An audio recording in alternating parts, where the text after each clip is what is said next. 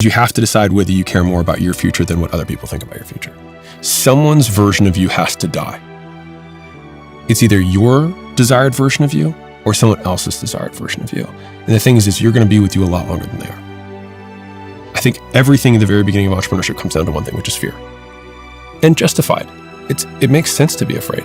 Like, there's a lot of risk. There's a ton of unknown. There's so much stuff that you don't know.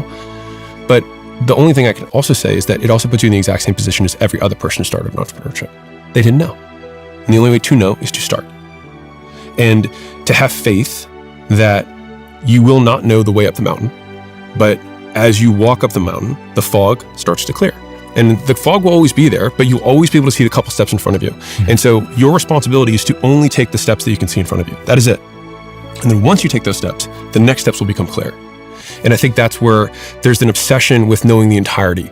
And it's because we want certainty. We want to know that if we do all of these things, it's going to work. And you don't. You want certainty from a world that will give you none. You have to be willing to be cringe. You must embrace cringeness. You will not be cool. It will not look good. You will suck. And everyone will know you suck. And you will know you suck. But again, it's, do I care more about their version of me or my version of me? And am I willing to be a work in progress, or am I unwilling to do it because I want to keep my current station in life? But the thing is that you're at a local maximum.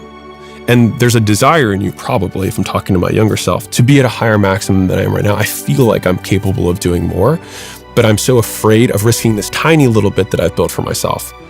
But the reality is that the only guarantee that you have of all the paths in front of you is that you stay on the current path. You will not get what you want. So there is a chance that you get what you want if you move, but there is zero chance if you stay. Fear only exists in the vague, never in the specific. Also, so does confusion.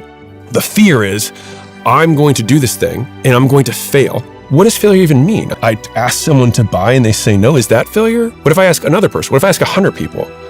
Okay, well, what if I ask 100 people and all 100 people say no? Am I allowed to change what I'm offering?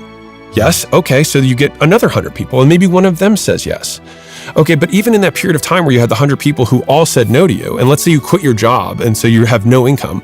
Okay, what are the options available to you? Can you go and sleep on a friend's couch? Can you go back home, eat your tail between your legs? Well, it's only tail between your legs if you stop trying. People are unwilling to sacrifice their short-term lifestyle and appearances in order to achieve their long-term goal. And so they're handcuffed to their lifestyle. And so you'd be astonished at how little you can actually live on if you try to live on little. The earlier you are on your journey, the more specific the advice is. Now, it's actually never easier to know what to do than when you start.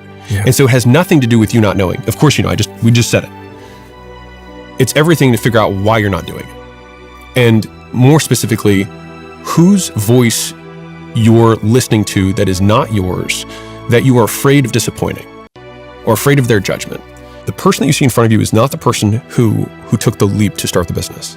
I belabored that decision for 6 months. If I don't do anything, my life's not going to change. The honest truth of the matter is that I really desperately wanted to prove that I could do it on my own. The secret to getting a life you want is making a commitment, but you will not get all lives you want. And so at some point, you have to sit at the precipice and you have to make a trade. And you have to say, I want this more than something else. It means I know I'm not going to get this, and I choose to say that I want this more.